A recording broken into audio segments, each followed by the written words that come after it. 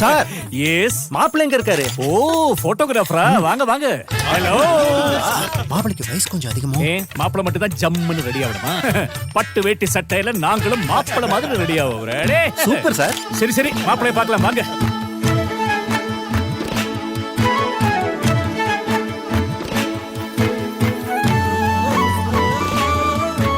மொத்த குடும்பம் மாப்பிள்ளை மாதிரி ரெடியாகிற இந்த கல்யாணம் ராம்ராஜ் கல்யாணம்.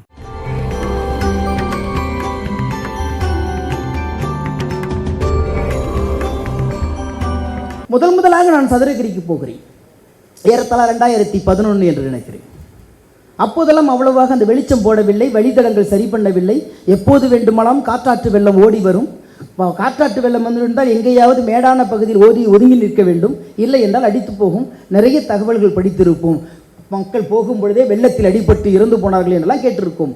அப்படிப்பட்ட ஒரு காலகட்டத்தில் முதலாக என்னை சித்தர்கள் கோயிலுக்கு அழைத்து போகிறார்கள்.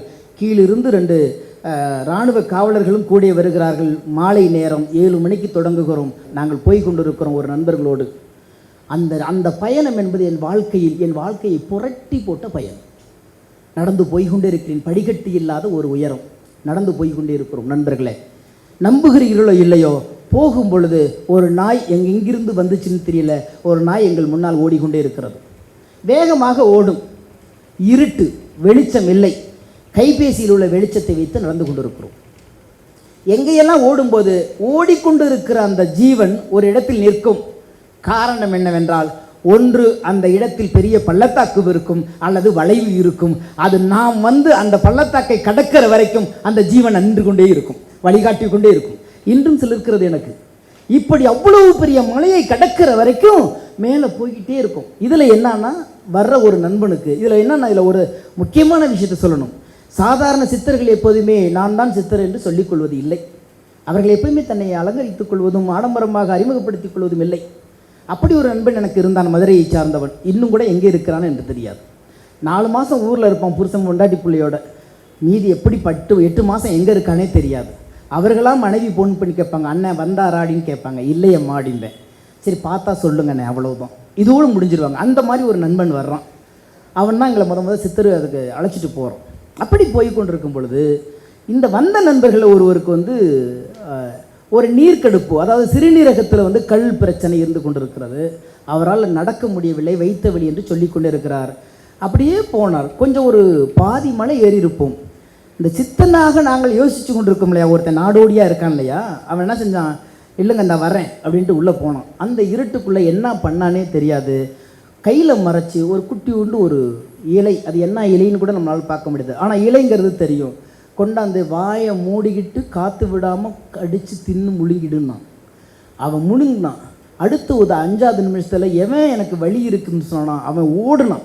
ஓடி போய் சொன்னான், எனக்கு உள்ளிருந்து ஒரு பெரிய பாரம் இறங்கினது போல இருக்குது, இப்போது என்னால் சிறுநீர் நல்லாக கழிக்க முடிகிறது அப்படின்னு சொல்ல போது எல்லாரும் கேட்டோம், எப்பா இவ்வளோ பெரிய வைத்தியத்தை சொல்கிற, அது என்ன இலைன்னு சொல்லணும்னா, ஏன் நாளைக்கு நீ வியாபாரமாக மாற்றவான்னா, நாளைக்கு இந்த செடியை கொண்டு போய் வச்சு வளர்த்து வியாபாரம் பண்ணுவேண்ணா. எங்கே இதை சொல்கிறேன்னா, சித்தர்கள் ஏன் எல்லா சாதனைகளையும் மக்களிடம் கொடுக்கவில்லை என்றால், அவ்வளவு பரந்த மனப்பான்மையுடைய இன்றைக்கு மக்கள் இல்லை.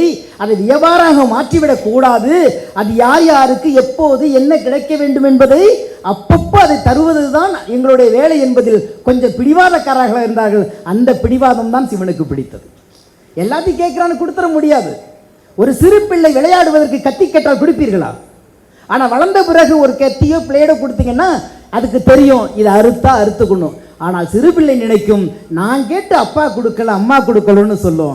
ஆனால் கொடுத்துக்குவோங்கிறதுக்கு அம்மாவுக்கும் கொடுத்தா கிழிச்சுக்குவோங்கிறது அம்மாவுக்கும் அப்பாவுக்கும் மட்டும்தான் தெரியும். அந்த மாதிரி தான் பக்தர்கள் நாம் கேட்கும் போது சித்தர்கள் உடனே கொடுத்து விடுவதில்லை, நம்மளை சில சோதனைகளுக்கு உள்ளாக்குவார்கள். அந்த பக்குவம் வருமா என்று அந்த பக்குவம் வந்தவர்கள் தான் இங்கே அமர்ந்திருக்கிறீர்கள்.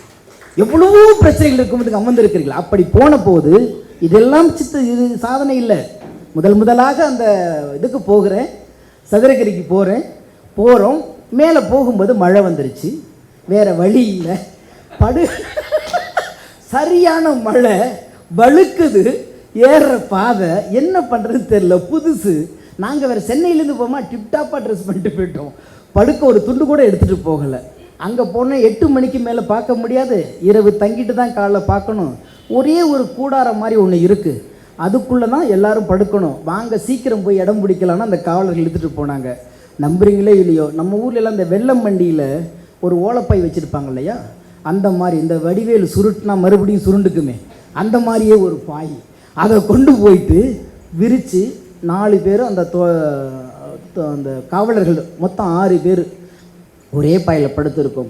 நண்பர்களே, ஒரு சித்தருடைய மடியில் உட்கார்ந்து கொண்டிருக்கிறேன். சொல்ல போகிறது எல்லளவும் பொய்யில்லை. அப்படி இருந்தால் இந்த சித்தாந்தத்துக்கு நான் செய்கிற துரோகமாக இருக்கும். அப்படி படுத்திருக்கும் போது என்னை எறியாமல் ஒரு மிகப்பெரிய காட்சி படலம் விரிகிறது. ஒரு கோயில், அந்த கோயிலுக்கு எதிர்த்த மாதிரி அந்த சின்ன ஒரு ஆலயம், அந்த ஆலயத்துக்கு எதிர்த்த மாதிரி ஒரு பசுமாடு படுத்திருக்கு. அந்த பசுமாடு தன்னை சுற்றி சாணத்தை போட்டுவிட்டு படுத்திருக்கு. இதெல்லாம் காட்சியில் எனக்கு வருது. அது பார்த்தோன்னே அதுக்கப்புறம் வந்து காலையில் ஒரு பூசாரி வந்து சாமியாரோ வந்து அதை எழுப்பி எழுச்சிட்டு அந்த சாணத்தை கூட்டி விடுறாங்க.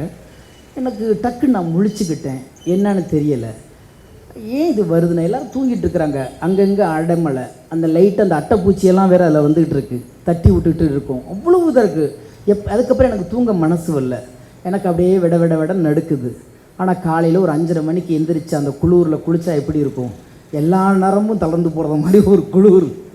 முடிச்சுட்டு வாங்க முதல்ல சுந்தர மகாலிங்கத்தை பார்க்கலாம், அப்புறம் சந்தன மகாலிங்கத்தை பார்க்கலாம். நாங்கள் சரி சுந்தர மகாலிங்கத்தை பார்த்துட்டு சந்தன மகாலிங்கத்தை போகிறோம். நம்புகிறீர்களோ இல்லைகளோ நண்பர்களே, தோழர்களே, சித்தருடைய அடிவடிகளே, நான் என்ன காட்சி கண்டனோ அங்கே அந்த பசுமாடு படுத்து கிடந்தது, அந்த சாணம் அங்கே இருந்தது. நாங்கள் போனதனால் வந்து பூஜை பண்ண வந்த அந்த அந்த அந்த கோயில் நிர்வாகி, அதாவது சாமியாரோ பூஜாரியோ வந்து அவர் தான் எப்படி நான் காட்சி பார்த்தனோ அதே மாதிரி எழுப்புறார். என்னை அறியாமல் கதறி அழுகிறேன்.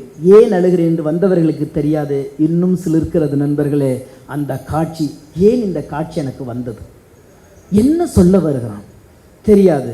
முடிச்சுட்டு எல்லாத்தையும் பார்த்துட்டு கழுத கண்ணீரோடு நாங்கள் பிரார்த்தனை முடிச்சுட்டு வர்றோம். சமயமாக சதுரகிரியில் எல்லா இடத்துலையுமே நிறைய அன்னதானம் கிடைக்கும், எப்போ பார்த்தாலும் போடுவாங்க. இப்போ நிறைய வசதி வந்திருக்கும். அப்போ வந்து காலையில் சாயந்தரம்னு சொல்லி பிரித்து போடுவாங்க. சரி வாங்க இந்த அன்னதானம் கூடத்துக்கு போகலாம் அப்படின்ட்டு போனால் ஒரு பெரிய உருவம், உட்கார்ந்த இடத்த விட்டு எந்திரிக்கவே முடியாத ஒரு சாமியார், நிறைய உத்திராட்ச மாலை, மேல் உடம்பில் வெற்று துணி இல்லை, எதுவுமே இல்லை. ஒரு இடுப்பு கச்சத்தை மட்டும் கட்டி கொண்டு உட்கார்ந்துருக்கிறார். முன்னாடி இவ்வளோ பெரிய விபூதி ஒரு பாத்திரம் இருக்கிறது, இந்த பக்கம் சில்லறை காசு இருக்குது. அப்படியே உட்காந்துக்கிட்டு ஏதோ ஒரு படிச்சுட்டு உட்காந்துருக்காரு. நாங்கள் உள்ளே போன உடனேயே அவர் முதல் சொன்னார், வாடா சித்தா எப்படி இருக்கு அப்படின்னு கேட்டார். ஏன் இது எல்லாத்தையும் அப்படி தான் கூப்பிடுவார் போல இருக்குது, அப்படி தான் நம்ம நினைக்க முடியும். சரி சாமி என்ன அவர் சொன்ன அடுத்த வரி, நைட்டு பார்த்தது நேரில் பார்த்துட்டியா அப்படின்னாரு. இவர் யாரு, நான் யாரு, நான் கண்ட கனா அவருக்கு எப்படி தெரிந்தது. அன்று நினைத்தேன், நான் உண்மையாக ஒன்றை நேசித்தால் அது என்னுடன் தான் இருக்கும், ஒருபோதும் அதை பிரிக்க முடியாது என்பதனால்தான் அந்த தேடுதலை இந்த சதுரகிரி மலையிலிருந்து தொடங்கின நண்பர்களே. அப்படி தொடர்ந்து ஓடிக்கொண்டிருக்கும் போது தான் நிறைய நிகழ்வுகள் அதில் வந்து மறுக்க முடியாத இன்னொரு நிகழ்வு என்பது, திருச்சியிலிருந்து சென்னை வரும் சாலையில் அந்த டோல்கேட்டு தாண்டின உடனே இடதுபுறம் பார்த்திங்கன்னா ஒரு பிரம்மன் கோயில் ஒன்று இருக்கும். இந்த ஊர் பேரு கூட எனக்கு சரியாக திருப்பட்டூர். காலையில் நீங்கள் அதை போய் கும்பிட்டு, எனக்கு ஜாதகம் கிடையாது, நாங்களாக எழுதுனதான். எங்கள் அப்பா வந்து ஒரு பெரிய சீர்திருத்தவாதி, சாமி பக்தர், ஆனால் யாருக்கும் ஜாதகம் எழுதலை. அப்போ சொன்னாங்க, உங்கள் ஜாதகம்லாம் நீங்களாக எழுதுனது தானே, பிரம்மன் கோயிலில் போய் கும்பிட்டுட்டு வந்துருங்க, எல்லாம் சரியாயிடும். நாங்கள் அப்போ அதுக்காக போனோம்னா காலை 8 மணிக்கே போயிட்டோம், கோயில் திறக்கலை. அப்போ அங்கே ஒருத்தவங்க சொன்னாங்க, தேங்காய் கடைக்காரவங்க, இப்போ பின்னாடி ஒரு கோயில் ஒன்று இருக்குது, அது திறந்துருப்பாங்க ஐயா, நீங்கள் போயிட்டு வாங்கய்யா. நாங்கள் அதுக்கு பின்னாடி போனால் அங்கே ஒரு குளத்துக்கு பக்கத்தில் ஒரு கோயில், அப்போ தான் திறந்து எல்லாம் சுத்தம் பண்ணிட்டு இருக்கிறாங்க. ஒரே ஒரு தேங்காய் கடை, அவரும் அரையாடை, ஒரு வயதானவர், வேறு எந்த கடையும் இல்லை. சரி அதை சரி பண்ணட்டும்னு சொல்லிட்டு போன காரில் கொஞ்சம் நேரம் நாங்கள் அப்படியே படுத்து தூங்கிட்டு இருக்கிறோம். காரெலாம் திறந்தாச்சு, போங்க போயிட்டு வாங்க அப்படின்னார். எனக்கு அந்த கோயில் முழுசாக அப்போது தான் முத போகிறேன். அந்த கோயிலோட பேர் கூட இன்னும் எனக்கு ஞாபகம் இல்லை. அப்படி போகும்போது சுற்றிக்கிட்டு வர்றேன், ஒவ்வொரு இடத்துல பார்த்துட்டு இருக்கும்போது என் தோளில் வந்து ஒரு கைப்படுது. பார்த்தா அந்த கோயிலை தூய்மை செய்கிற ஒரு பெண்மணி மாதிரி எனக்கு தோன்றுகிறது. அப்படியே எலும்பும் தோளுமாக ஒரு பறத்தையை போல அழுக்கான இதோடு இருந்தாங்க. நான் ஏதோ சரி ஒருவேளை அவங்க சுத்தம் பண்ணுற இடத்துல நம்ம நிற்கிறோமோன்னு சொல்லிட்டு அம்மா நகர்ந்துக்கிறேம்மாலாம். இல்லை இல்லை, அங்கே உட்காந்து நல்லா வேண்டிக்கோ, நினச்சதெல்லாம் நடக்கும் அப்படின்னாங்க. நான் உட்காந்து வேண்டிகிட்டு இருந்தேன். மறுபடியும் அதே கை வந்து படும் பொழுது இந்த மாத காலண்டர் இருக்கு இல்லையா, அதை முறையாக கிழிக்காமல் அவசரத்தில் கிழிப்போம்ல, அந்த மாதிரி கிழித்த ஒரு பேப்பரை ஒன்று கொடுத்தாங்க. இதை வந்து ஒவ்வொரு நாளும் உன் பூஜையில் சொல்லு, நல்லா இருக்கும்னு கொடுத்தாங்க. முன்னாடி பேசினதுக்கும் இவங்க கொடுத்ததுக்கும் வித்தியாசம் இல்லை. அந்த நேரத்தில் சரின்னு சொல்லிட்டு ஒன்றும் பார்க்காம நான் அப்படியே படிக்கலை அந்த நேரத்தில் உண்மையிலேயே. அதுக்கப்புறம் வச்சுட்டு நான் சரி சாமி கும்பிட்டுட்டு வந்ததுக்கப்புறம் கொஞ்சம் நேரம் கழித்து எடுத்து பார்க்கணுமே என்ன தான் கொடுத்துருப்பாங்கன்னு அப்படியே உட்காந்து எடுத்து படுக்கிறேன். அதில் எழுதியிருந்தாங்க, அவங்க கைப்பட அதில் எழுதியிருந்தாங்க, காப்பான கருவூரார் போகநாதர், கருணையுள்ள அகஸ்திய சித்தநாதர், மூப்பான கொங்கணரும் பிரம்ம சித்தர், முக்கியமாய் மச்சமுனி நந்தி தேவர், கோப்பான கருவூரார் அப்படின்னு சொல்லிட்டு ஒட்டு மொத்தமாக அந்த சித்தர் அனுபூதி கவசத்தை எழுதியிருக்காங்க. இது எழுதுனதுக்கும் அந்த பெண்மணிக்கும் சம்பந்தமே இல்லை. ஏனால் இது அவ்வளவு இலக்கியமாக இருக்கிறது. காரணம், இது சித்தர் கவசம் இல்லை, இதை எப்படி எழுதுனாங்கன்னு சொல்லிட்டு அந்த அம்மாவை தேடி போனேன். அந்த ஆலயத்துக்குள் இல்லை. ஓடி ஓடி தேடுறேன், இல்லை. வெளியில் ஓடி அந்த தேங்காய் கடைக்காரரை கேட்குறேன், இந்த அம்மா ஒருத்தவங்க ஆலயத்தை சுத்தம் பண்ணிக்கிட்டு இருந்தாங்களே, அவங்களுக்கு தெரியுமான்னு. யார்? அப்படிலாம் இங்கே யாருமே இல்லையே அப்படின்னாரு. ஐயா இதை கொடுத்தாங்க அப்படின்னேன். அவர் அசிங்கமாக ஒரு வார்த்தையை சொல்லி, வந்தானா அவன் வருஷம் உள்ள நாங்கள் காத்துட்ருப்பேன், வரமாட்டான். ஆனால் வந்துட்டு போகிறவனுக்கெல்லாம் வந்து செய்தி சொல்லிட்டு போவான். அந்த ராஸ்கோல் தான் வந்திருப்பான். அவருக்கே வயது வந்து ஒரு 70 வயது இருக்கும் சொல்கிறாரு. அப்போ எங்களுக்கு ஒன்றும் புரியலை. ஒருவேளை இவர் எதை யாரையும் திட்டாரு கூட இருக்குன்னு சொல்லி கேட்டிருக்கா. அப்போ சொன்னார், வந்தவன் அவன்தாயா, உள்ளே படுத்து கிடக்கான்லாம் ஒருத்தன், நீ தியானம் பண்ணல ஒருத்துக்கிட்ட, அவன்தாயா, அப்பப்போ வருவான், இப்படி ஏதாச்சும் அதிசயம் நிகழ்ச்சிட்டு போவான். நீ இனிமேல் எந்த கோயிலுக்கும் போகாத, நேராக ஊருக்கு போ. நான் பிரம்மனை கும்பிட போனேன், சித்தன் போதும் நீ கிளம்பு என்று சொன்னான், அங்கிருந்து கிளம்பி விட்டுக்கோ. இந்த மாதிரி நிறைய விஷயங்கள். ஏன் இதெல்லாம் சொல்கிறேன்னா, நீங்கள் அன்பு கொண்ட இதயத்தோடு இருந்தீங்கன்னு வச்சுக்கலேன், ஒன்றுமே இல்லை. அதனால தான் நான் சொன்னேன். அப்புறம் தான் சித்தர்களை பற்றி ஆய்வுகளும் சித்தர்களை பற்றி தேடுதல்களும் தொடர்ந்து போகும்பொழுது தான் வேறு ஒரு முகம் நமக்கு தெரிந்தது. இங்கே பக்தி ஆடம்பரமற்றது, இங்கே பக்தி அலங்காரமற்றது, இங்கே பக்தி பெரிய கூச்சலுக்கு தேவையில்லாத ஒன்று அப்படின்னு தெரிஞ்சது சித்தாந்தத்துக்குள் இறங்கின பிறகுதான். அதனால்தான் அன்பே சிவம்தான், வேற எதுவுமே சிவமில்லை என்று திருமூலர் ஏறத்தாழ 270வது பாட்டுன்னு நினைக்கிறார் சொல்லியிருப்பார்.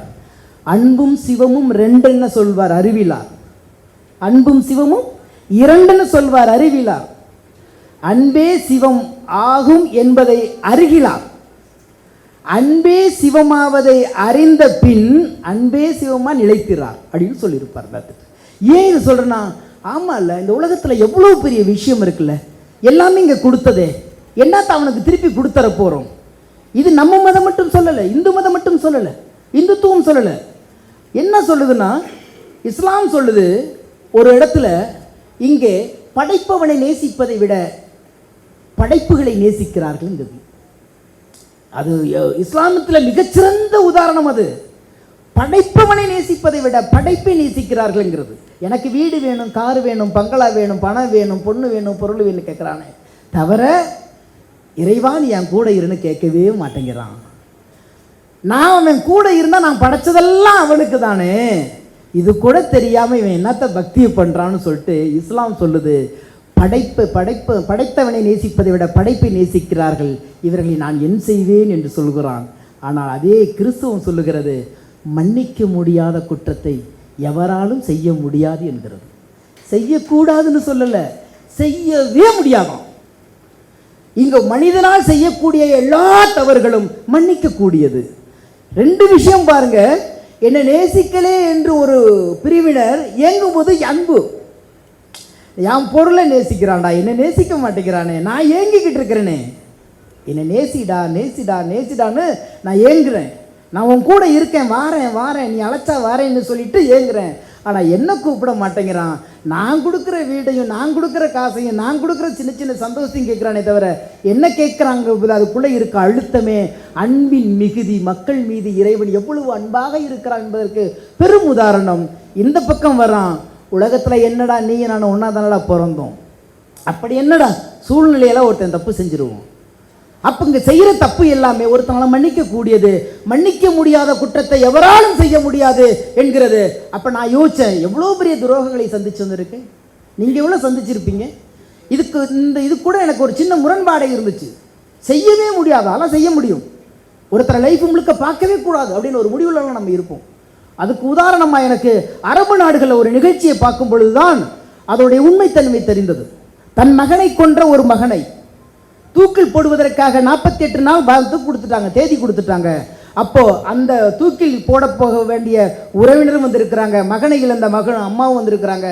அங்கே வந்து கேட்கும் பொழுது இந்த மகனை தூக்கிலிட போகும்போது ஏற்கனவே இறந்து போனவுடைய அன்னை இருக்கிறார்கள், இறக்க போகிறனுடைய அன்னையும் இருக்கிறார்கள்.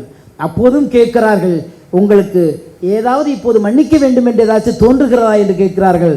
அப்போ கூட அந்த அம்மா, என் பிள்ளை எனக்கு கிடைக்கவில்லை, இவன் இறந்தே ஆக வேண்டும் என்று சொல்லுகிறாள்.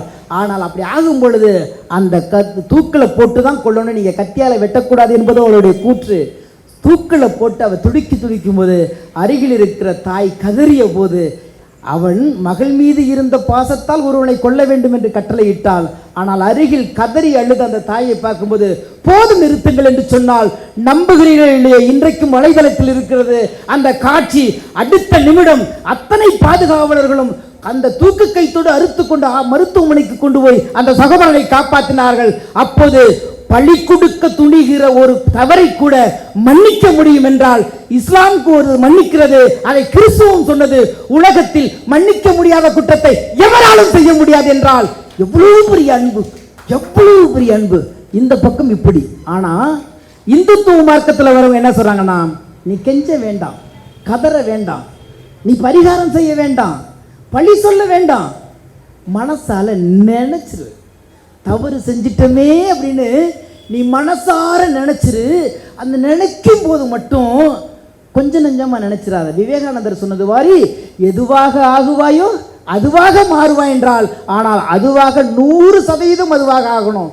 அப்படி இருக்கும்போது தான் சொன்னா, நீ நினைக்கும் போது எல்லாத்தையும் மறந்துடு, அண்ட சராசரம் அகிலத்தை எல்லாம் உறவு எல்லாத்தையும் மறந்துடு, காசு பணம் ஜாதி மதி மாதம் எல்லாத்தையும் மறந்துட்டு உன்னை அறியாமல் என்னை போல் வாழ வந்த ஒரு உறவுக்கு நான் துரோகம் செய்து விட்டேனே, எனக்கு கிடைக்கிற இடம் அதற்கும் கிடைக்க வேண்டுமே என்று நீ நினைச்சிருடா, உன் பாவம் கழிஞ்சு போகுதுங்குது.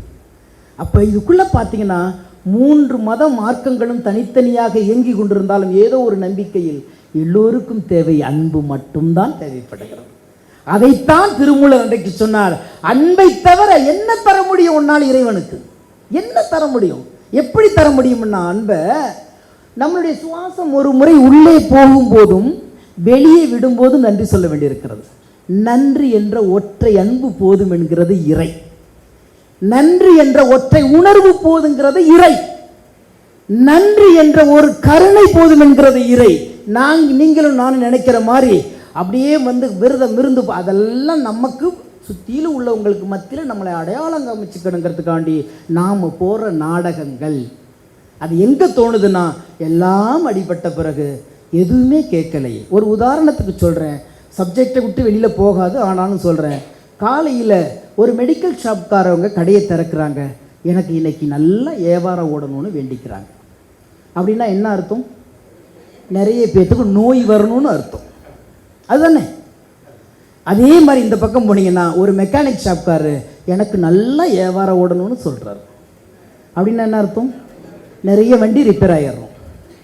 இந்த பக்கம் இன்சூரன்ஸ்காரன் இன்னைக்கு என் கல்லா காலியாகவே கூடாது. அப்போ இறைவன் என்ன கொரியர் சர்வீஸாக பண்ணுறாரு?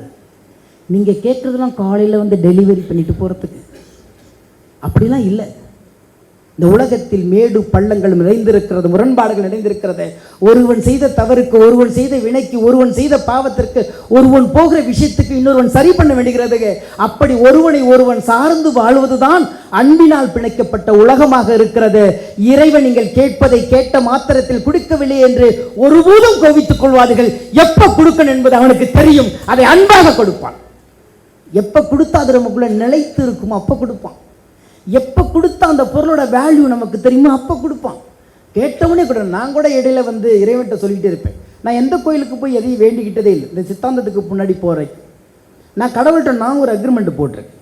என்ன அக்ரிமெண்ட் போட்டிருக்கேன்னா, நான் உன்கிட்ட எதையும் கேட்க மாட்டேன், ஆனால் வருவேன், பார்க்கணும் போல இருக்கு. நீ தான் எது சொன்னாலும் எதிர்த்து பேச மாட்டேங்கிற. ஒருவேளை நான் சொல்கிற வரைக்கும் அமைதியாக கேட்குறேன். எந்த உறவும் கேட்கல, எந்த நட்பும் கேட்கல, எந்த சமூகமும் கேட்கலை. எல்லாம் கேட்பதுக்குள்ள பின்னாடி ஒரு சுயம் இருக்கிறது. இவனிடம் இப்படி பேசினால் இவனிடம் இருந்து இதை பெற்றுக்கொள்ளலாம் என்கிற ஒரு சுயம் இருக்கிறது. அது உறவோ நட்போ சமூகமோ சமுதாயமோ எல்லா இடத்துக்குமே ஒருவனிடம் ஒன்றை ஆமாசாமி போட்டால் இவனால் ஒன்று நாளை நடக்கும் என்ற நம்பிக்கை இருக்கிறது. அதனால் எனக்கு சாதகமாக சொல்கிறார்கள். எனவே தான் நமக்கெல்லாம் இன்னை வரைக்கும் நம்மளை பார்த்து ஐயோ பாவம்னா ரொம்ப பிடிக்கும்ல அவங்கள. நம்ம தவற சொல்கிறவங்களை விட நம்மளை பார்த்து ரொம்ப உழைக்கிறீங்க சார், ஆனால் நீங்கள் போய் இவ்வளோ சிரமப்படலாமான்னு சொன்னால் அவனை ரொம்ப பிடிச்சிரும்.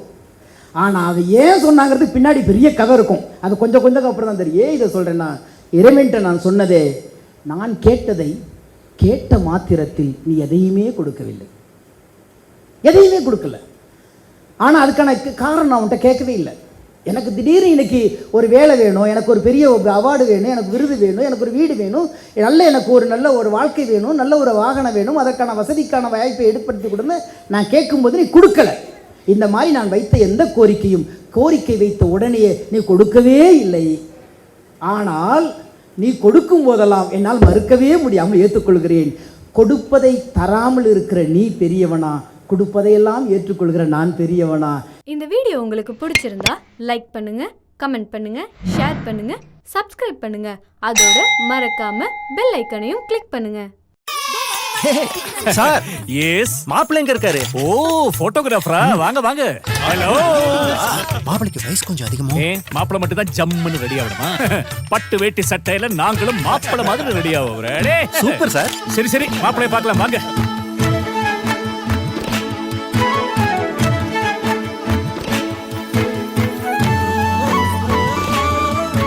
மொத்த குடும்பம் மாப்பிள்ளை மாதிரி ரெடி ஆகிற இந்த கல்யாணம் ராம்ராஜ் கல்யாணம்.